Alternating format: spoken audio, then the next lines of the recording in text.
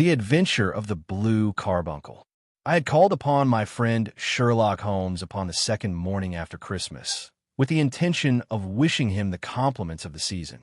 He was lounging upon the sofa in a purple dressing gown, a pipe rack within his reach upon the right, and a pile of crumpled morning papers, evidently newly studied, near at hand. Beside the couch was a wooden chair, and on the angle of the back hung a very seedy and disreputable hard-felt hat, much the worse for wear and cracked in several places. A lens and a forceps lying upon the seat of the chair suggested that the hat had been suspended in this manner for the purpose of examination. "You are engaged," said I. "Perhaps I interrupt you." "Not at all.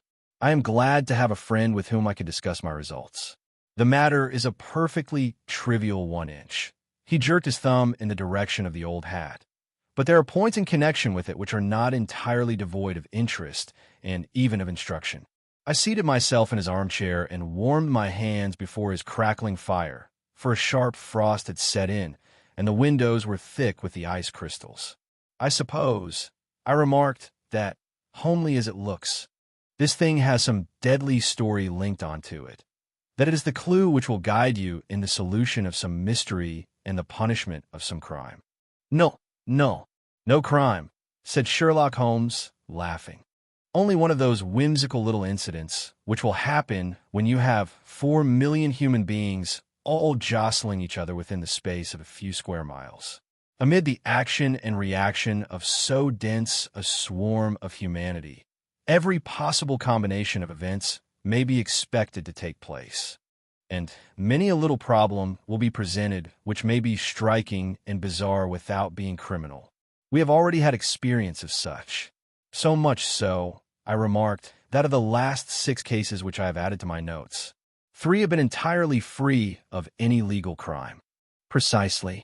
You allude to my attempt to recover the Irene Adler papers, to the singular case of Miss Mary Sutherland, and to the adventure of the man with the twisted lip. Well, I have no doubt that this small matter will fall into the same innocent category. You know Peterson, the commissionaire?" "Yes. It is to him that this trophy belongs." "It is his hat." No, he found it. Its owner is unknown. I beg that you will look upon it not as a battered billycock, but as an intellectual problem. And, first, as to how it came here. It arrived upon Christmas morning, in company with a good fat goose, which is, I have no doubt, roasting at this moment in front of Peterson's fire. The facts are these. About 4 o'clock on Christmas morning, Peterson, who, as you know, is a very honest fellow, was returning from some small jollification and was making his way homeward down Tottenham Court Road. In front of him he saw, in the gaslight, a tallish man, walking with a slight stagger and carrying a white goose slung over his shoulder. As he reached the corner of Goodge Street, a row broke out between the stranger and a little knot of roughs. One of the latter knocked off the man's hat, on which he raised his stick to defend himself, and, swinging it over his head, smashed the shop window behind him. Peterson had rushed forward to protect the stranger from his assailants, but the man, shocked at having broken the window, and seeing an official-looking person in uniform rushing towards him, dropped his goose, took to his heels, and vanished amid the labyrinth of small streets which lie at the back of Tottenham Court Road. The roughs had also fled at the appearance of Peterson, so that he was left in possession of the field of battle, and also of the spoils of victory in the shape of this battered hat and a most unimpeachable Christmas goose, which surely he restored to their owner. My dear fellow, there lies the problem. It is true that "For Mrs. Henry Baker" was printed upon a small card which was tied to the bird's left leg, and it is also true that the initials H.B. are legible upon the lining of this hat, but as there are some thousands of Bakers, and some hundreds of Henry Bakers in this city of ours, it is not easy to restore lost property to any one of them. What then did Peterson do? He brought round both hat and goose to me on Christmas morning, knowing that even the smallest problems are of interest to me. The goose we retained until this morning, when there were signs that, in spite of the slight frost, it would be well that it should be eaten without unnecessary delay. Its finder has carried it off, therefore, to fulfill the ultimate destiny of a goose, while I continued to retain the hat of the unknown gentleman who lost his Christmas dinner. Did he not advertise?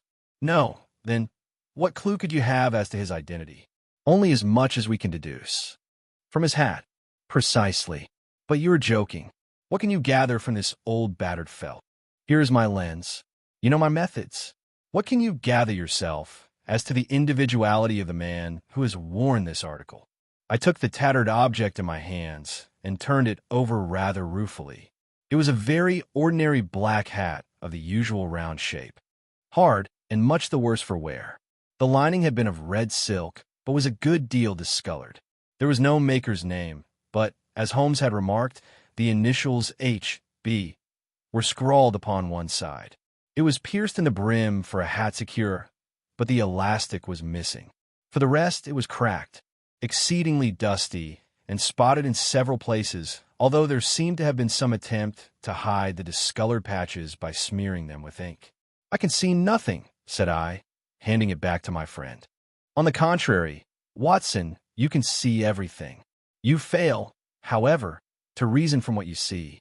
You are too timid in drawing your inferences. Then, pray tell me what it is that you can infer from this hat." He picked it up and gazed at it in the peculiar introspective fashion which was characteristic of him. "It is perhaps less suggestive than it might have been," he remarked. "And yet there are a few inferences which are very distinct, and a few others which represent at least a strong balance of probability. That the man was highly intellectual is of course obvious upon the face of it, and also that he was fairly well-to-do within the last 3 years, although he has now fallen upon evil days. He had foresight, but has less now than formerly, pointing to a moral retrogression, which, when taken with the decline of his fortunes, seems to indicate some evil influence, probably drink, at work upon him. This may account also for the obvious fact that his wife has ceased to love him. My dear Holmes, he has, however, retained some degree of self-respect," he continued, disregarding my remonstrance. "He is a man who leads a sedentary life, goes out little, is out of training entirely, is middle-aged, has grizzled hair, which he has had cut within the last few days, and which he anoints with lime cream. These are the more patent facts which are to be deduced from his hat. Also, by the way, that it is extremely improbable that he has gas laid on in his house." "You are certainly joking, Holmes." "Not in the least. Is it possible that even now, when I give you these results, you are unable to see how they are attained? I have no doubt that I am very stupid, but I must confess that I am unable to follow you. For example, how did you deduce that this man was intellectual?" For answer, Holmes clapped the hat upon his head. It came right over the forehead and settled upon the bridge of his nose. "It is a question of cubic capacity," said he. "A man with so large a brain must have something in it. The decline of his fortunes, then? This hat is 3 years old. These flat brims curled at the edge came in then. It is a hat of the very best quality. Look at the band of ribbed silk and the excellent lining. If this man could afford to buy so expensive a hat 3 years ago, and has had no hat since, then he has assuredly gone down in the world. Well, that is clear enough, certainly. But how about the foresight and the moral retrogression?" Sherlock Holmes laughed. "Here is the foresight," said he, putting his finger upon the little disc and loop of the hat securer. "They are never sold upon hats. If this man ordered one, it is a sign of a certain amount of foresight, since he went out of his way to take this precaution against the wind. But since we see that he has broken the elastic and has not troubled to replace it, it is obvious that he has less foresight now than formerly, which is a distinct proof of a weakening nature. On the other hand, he has endeavored to conceal some of these stains upon the felt by daubing them with ink, which is a sign that he has not entirely lost his self-respect. Your reasoning is certainly plausible. The further points, that he is middle-aged, that his hair is grizzled, that it has been recently cut, and that he uses lime cream, are all to be gathered from a close examination of the lower part of the lining. The lens discloses a large number of hair ends, clean cut by the scissors of the barber. They all appear to be adhesive, and there is a distinct odor of lime cream. This dust, you will observe, is not the gritty, gray dust of the street, but the fluffy brown dust of the house, showing that it has been hung up indoors most of the time, while the marks of moisture upon the inside are proof positive that the wearer perspired very freely and could therefore hardly be in the best of training. But his wife, you said that she had ceased to love him. This hat has not been brushed for weeks. When I see you, my dear Watson, with a week's accumulation of dust upon your hat, and when your wife allows you to go out in such a state, I shall fear that you also have been unfortunate enough to lose your wife's affection. But he might be a bachelor. Nay, he was bringing home the goose as a peace offering to his wife. Remember the card upon the bird's leg. You have an answer to everything. But how on earth do you deduce that the gas is not laid on his house? One tallow stain, or even two, might come by chance, but when I see no less than 5, I think that there can be little doubt that the individual must be brought into frequent contact with burning tallow, walks upstairs at night, probably with his hat in one hand and a guttering candle in the other. Anyhow, he never got tallow stains from a gas jet. Are you satisfied? Well, it is very ingenious, said I, laughing. But since, as you said just now, there's been no crime committed and no harm done save the loss of a goose, all this seems to be rather a waste of energy. Sherlock Holmes had opened his mouth to reply, when the door flew open, and Peterson, the commissionaire, rushed into the apartment with flushed cheeks and the face of a man who was dazed with astonishment. "The goose, Mr. Holmes." "The goose, sir," he gasped. What of it, then? Has it returned to life and flapped off through the kitchen window?" Holmes twisted himself round upon the sofa to get a fairer view of the man's excited face. "See here, sir. See what my wife found in its crop." He held out his hand and displayed upon the center of the palm a brilliantly scintillating blue stone, rather smaller than a bean in size, but of such purity and radiance that it twinkled like an electric point in the dark hollow of his hand. Sherlock Holmes sat up with a whistle. "By Jove, Peterson," said he, "this is treasure trove indeed. I suppose you know what you have got. A diamond, sir? A precious stone. It cuts in a glass as though it were putty. It's more than a precious stone. It is the precious stone, not the Countess of Morcar's Blue Carbuncle." I ejaculated. "Precisely so.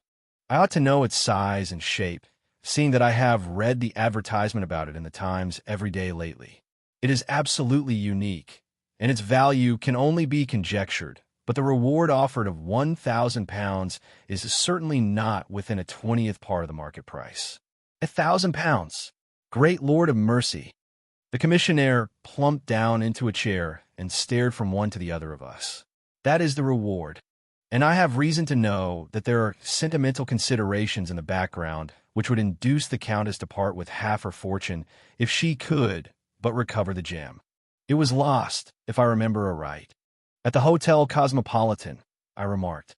"Precisely so, on December 22nd, just 5 days ago, John Horner, a plumber, was accused of having abstracted it from the lady's jewel case.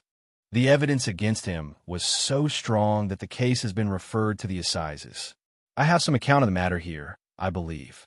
He rummaged amid his newspapers, glancing over the dates, until at last he smoothed one out, doubled it over, and read the following paragraph.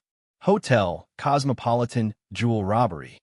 John Horner, 26, plumber, was brought up upon the charge of having upon the 22nd inst.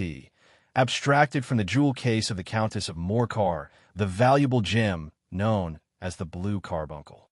James Ryder, upper attendant at the hotel, gave his evidence to the effect that he had shown Horner up to the dressing room of the Countess of Morcar upon the day of the robbery in order that he might solder the second bar of the grate, which was loose. He had remained with Horner some little time, but had finally been called away. On returning, he found that Horner had disappeared, that the bureau had been forced open, and that the small morocco casket in which, as it afterwards transpired, the Countess was accustomed to keep her jewel, was lying empty upon the dressing table.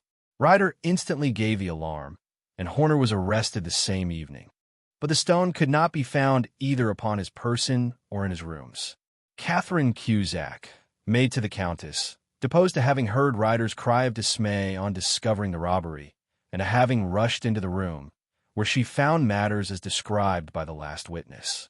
Inspector Bradstreet, B Division, gave evidence as to the arrest of Horner, who struggled frantically and protested his innocence in the strongest terms. Evidence of a previous conviction for robbery having been given against the prisoner, the magistrate refused to deal summarily with the offense, but referred it to the assizes. Horner, who had shown signs of intense emotion during the proceedings, fainted away at the conclusion and was carried out of court. So much for the police court, said Holmes thoughtfully, tossing aside the paper. The question for us now to solve is the sequence of events leading from a rifled jewel case at one end to the crop of a goose in Tottenham Court Road at the other. You see, Watson, our little deductions have suddenly assumed a much more important and less innocent aspect. Here is the stone. The stone came from the goose, and the goose came from Mr. Henry Baker, the gentleman with the bad hat and all the other characteristics with which I have bored you. So now we must set ourselves very seriously to finding this gentleman and ascertaining what part he has played in this little mystery. To do this, we must try the simplest means first, and these lie undoubtedly in an advertisement in all the evening papers. If this fail, I shall have recourse to other methods. What will you say? Give me a pencil and that slip of paper. Now then, found at the corner of Goodge Street, a goose and a black felt hat. Mr. Henry Baker can have the same by applying at 6:30 this evening at 221B Baker Street. That is clear and concise. Very. But will he see it? Well, he is sure to keep an eye on the papers since, to a poor man, the loss was a heavy one. He was clearly so scared by his mischance in breaking the window and by the approach of Peterson that he thought of nothing but flight. But since then he must have bitterly regretted the impulse which caused him to drop his bird. Then, again, the introduction of his name will cause him to see it, for everyone who knows him will direct his attention to it. Here you are, Peterson, run down to the advertising agency and have this put in the evening papers. In which, sir? Oh, in the Globe, Star, Pall Mall, St. James's Gazette, Evening News, Standard, Echo, and any others that occur to you. Very well, sir. And this stone? Ah, yes, I shall keep the stone. Thank you. And, I say, Peterson, just buy a goose on your way back and leave it here with me, for we must have one to give to this gentleman in place of the one which your family is now devouring.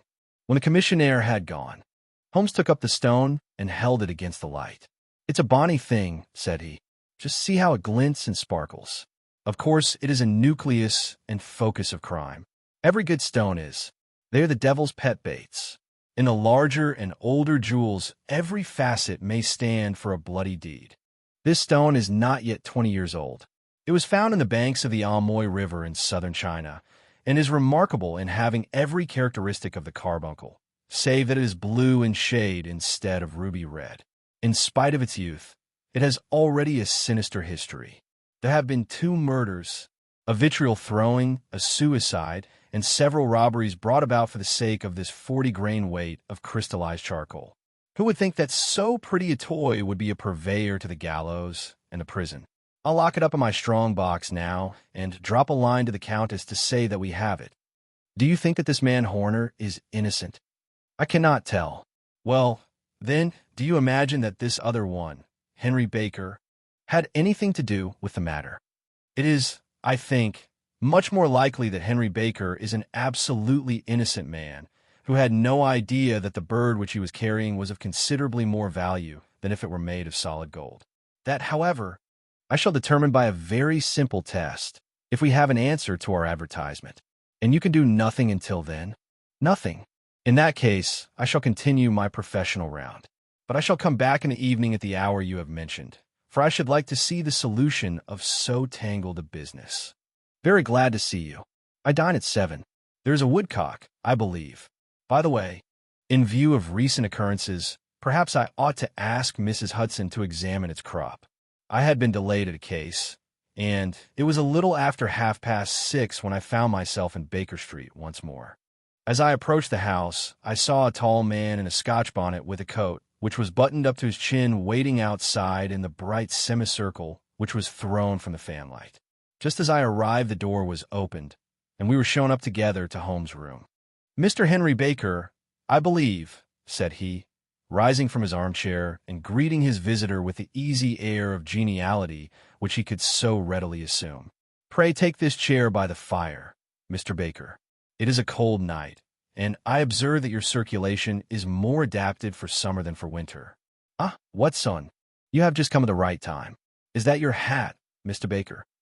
"Yes, sir, that is undoubtedly my hat." He was a large man with rounded shoulders, a massive head, and a broad, intelligent face, sloping down to a pointed beard of grizzled brown.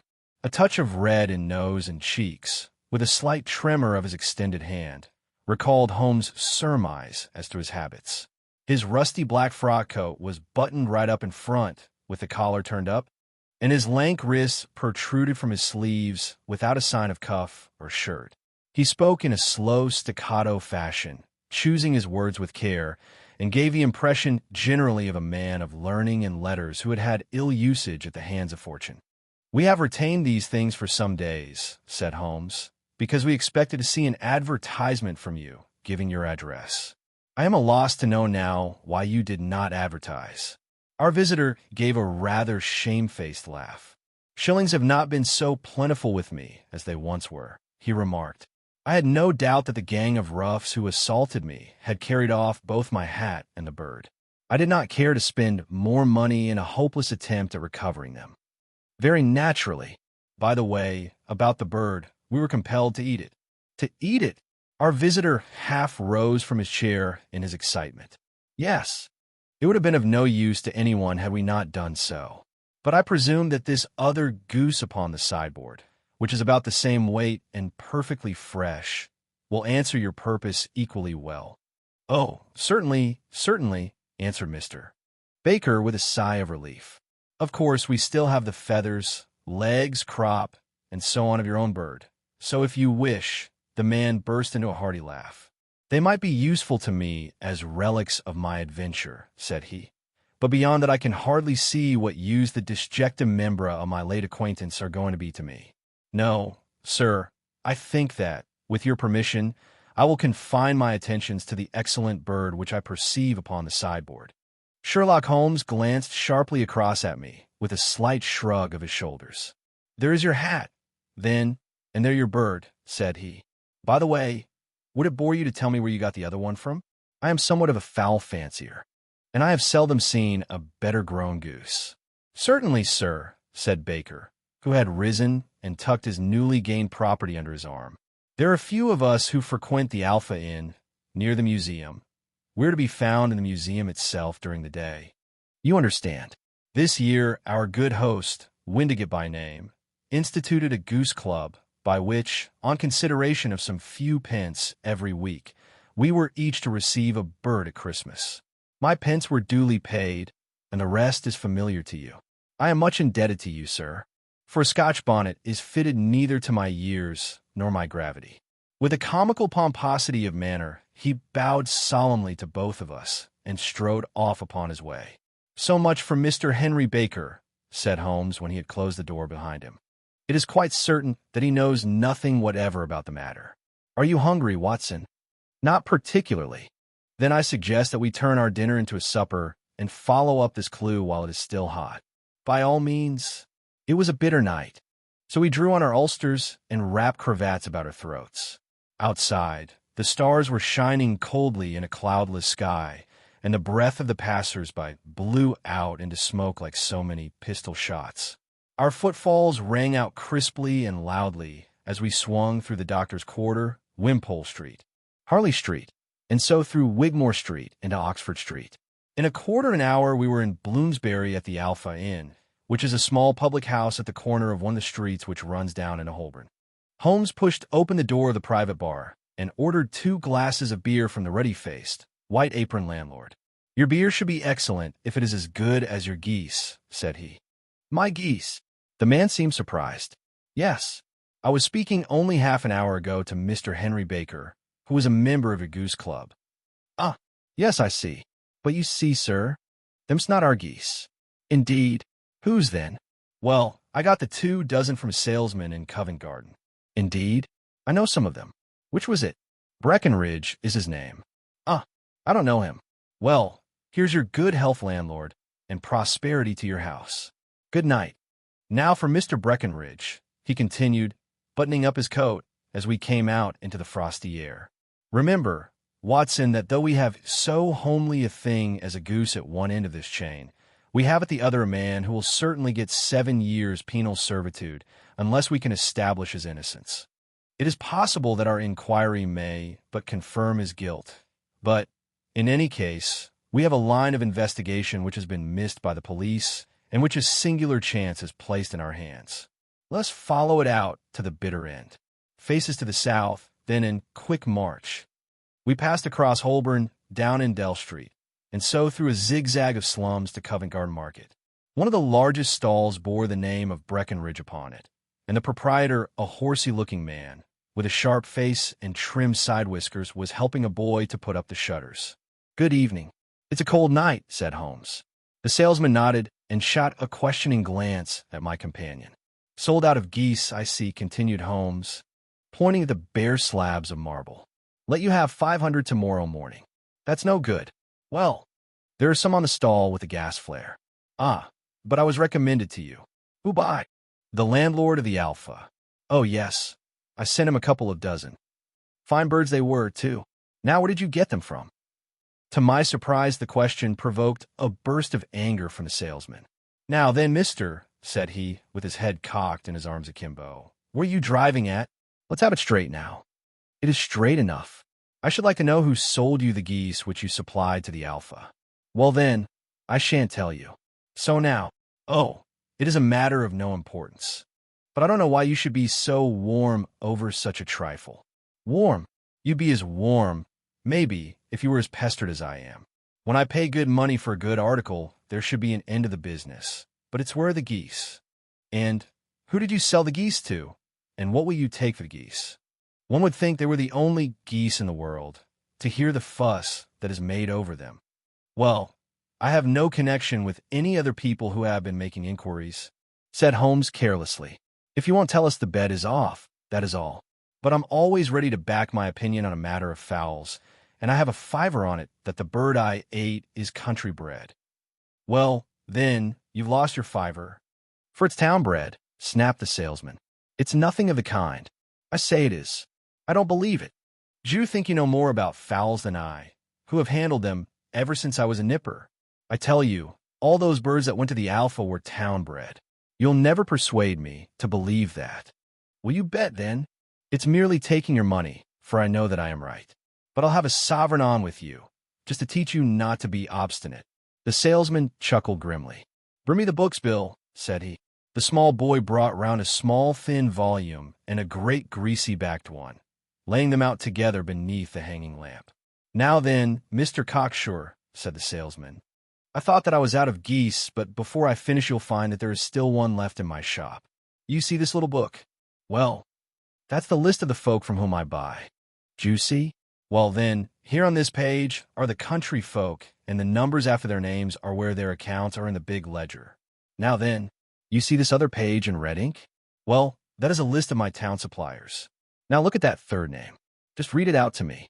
Mrs. Oakshott, 117, Brixton Road, 249, Red Holmes. Quite so. Now turn that up in the ledger." Holmes turned to the page indicated. "Here you are, Mrs. Oakshott, 117, Brixton Road, egg and poultry supplier. Now then, what's the last entry? December 22nd. 24 geese at 7s. 60. Quite so. There you are. And underneath, sold to Mr. Windigate of the Alpha at 12s. What have you to say now?" Sherlock Holmes looked deeply chagrined. He drew a sovereign from his pocket and threw it down upon the slab, turning away with the air of a man whose disgust is too deep for words. A few yards off he stopped under a lamp-post and laughed in the hearty, noiseless fashion which was peculiar to him. When you see a man with whiskers of that cut and the pink gun protruding out of his pocket, you can always draw him by a bet, said he. I dare say that if I had put £100 down in front of him, that man would not have given me such complete information as was drawn from him by the idea that he was doing me on a wager. Well, Watson, we are, I fancy, nearing the end of our quest, and the only point which remains to be determined is whether we should go on to this Mrs. Oakshott tonight, or whether we should reserve it for tomorrow. It is clear from what that surly fellow said that there are others besides ourselves who are anxious about the matter, and I should. His remarks were suddenly cut short by a loud hubbub which broke out from the stall which we had just left. Turning round, we saw a little rat-faced fellow standing in the center of the circle of yellow light which was thrown by the swinging lamp, while Breckenridge, the salesman, framed in the door of his stall, was shaking his fists fiercely at the cringing figure. "I've had enough of you and your geese," he shouted. "I wish you were all at the devil together. If you come pestering me any more with your silly talk, I'll set the dog at you. You bring Mrs. Oakshott here, and I'll answer her, but what have you to do with it? Did I buy the geese off you?" "No, but one of them was mine all the same," whined the little man. "Well, then, ask Mrs. Oakshott for it. She told me to ask you." "Well, you can ask the King of Prussia, for all I care. I've had enough of it. Get out of this." He rushed fiercely forward, and the inquirer flitted away into the darkness. "Ah, this may save us a visit to Brixton Road," whispered Holmes. "Come with me, and we will see what is to be made of this fellow." Striding through the scattered knots of people who lounged round the flaring stalls, my companion speedily overtook the little man and touched him upon the shoulder. He sprang round, and I could see in the gaslight that every vestige of color had been driven from his face. "Who are you, then? What do you want?" he asked in a quavering voice. "You will excuse me," said Holmes blandly, "but I could not help overhearing the questions which you put to the salesman just now. I think that I could be of assistance to you." "You? Who are you? How could you know anything of the matter?" "My name is Sherlock Holmes.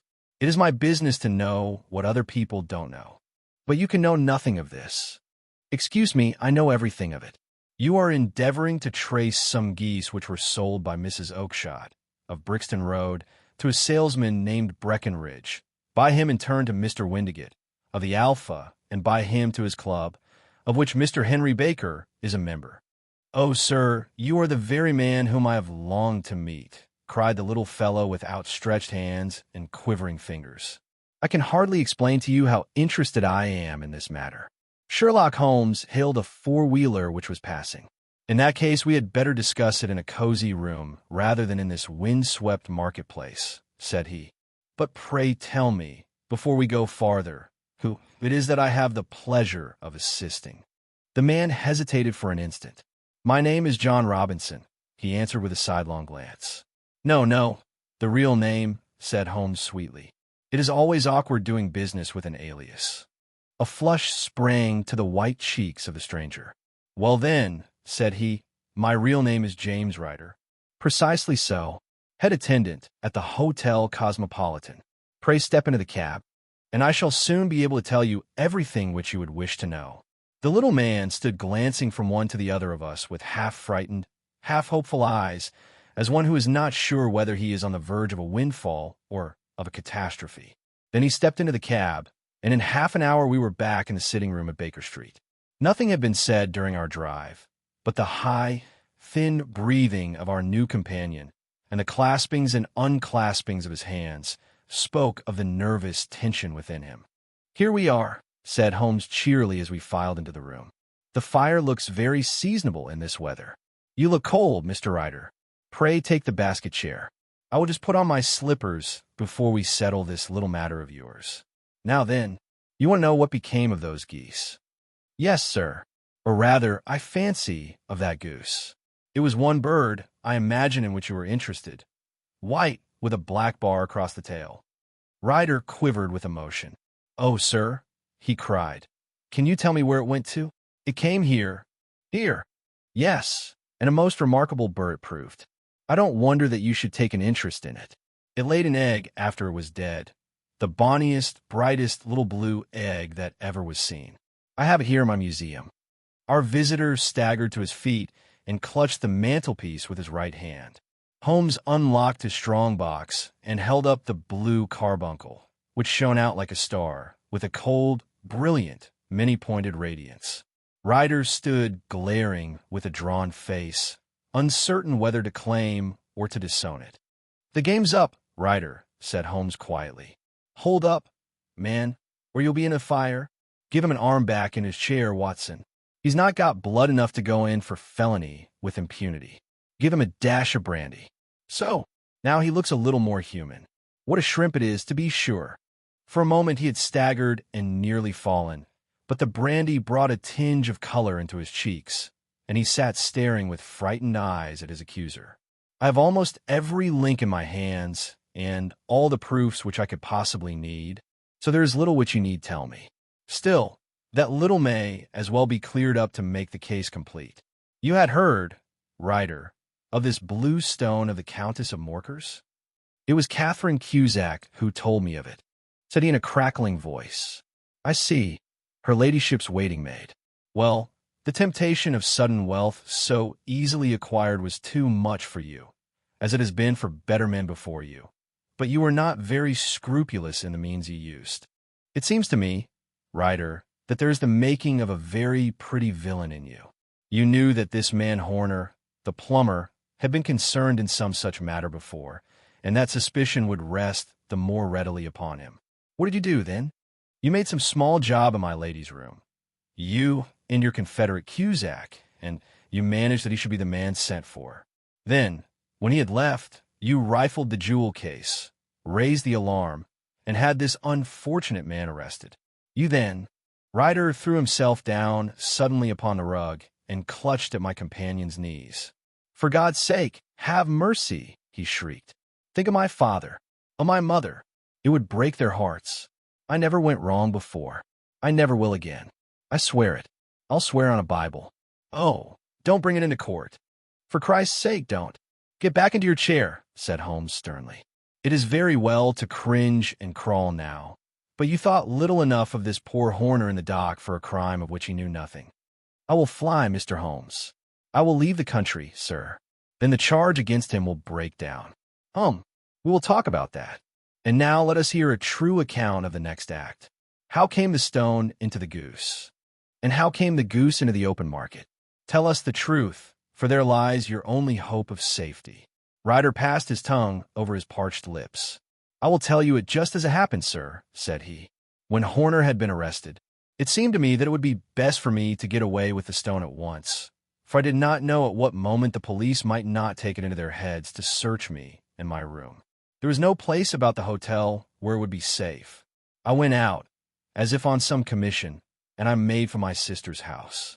She had married a man named Oakshott and lived in Brixton Road, where she fattened fowls for the market.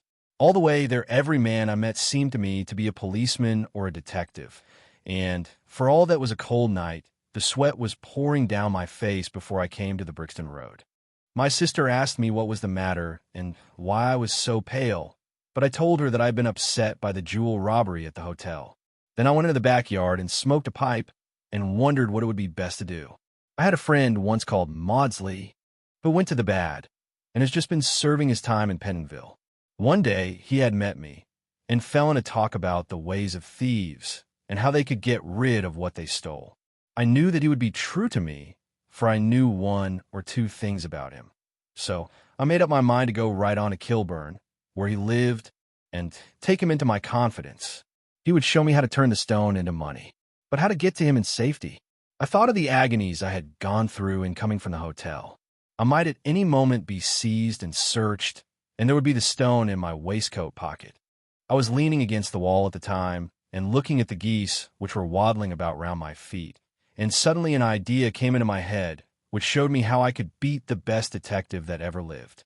My sister had told me some weeks before that I might have the pick of her geese for a Christmas present, and I knew that she was always as good as her word. I would take my goose now, and in it I would carry my stone to Kilburn. There was a little shed in the yard, and behind this I drove one of the birds, a fine big one, white with a bar tail. I caught it, and prying its bill open, I thrust the stone down its throat as far as my finger could reach. The bird gave a gulp, and I felt the stone pass along its gullet and down into its crop. But the creature flapped and struggled, and out came my sister to know what was the matter. As I turned to speak to her, the brute broke loose and fluttered off among the others. "Whatever were you doing with that bird, Jem?"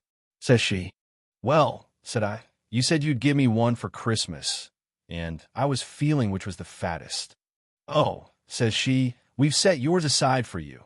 Jem's bird, we call it. It's the big white one over yonder. There's 26 of them, which makes one for you and one for us, and 24 for the market." "Thank you, Maggie," says I, "but if it is all the same to you, I'd rather have that one I was handling just now." "The other is a good 3 pound heavier," said she, "and we fattened it expressly for you." "Never mind. I'll have the other, and I'll take it now," said I. "Oh, just as you like," said she, a little huffed. "Which is it you want, then?" "That white one with the barred tail, right in the middle of the flock." "Oh, very well. Kill it and take it with you."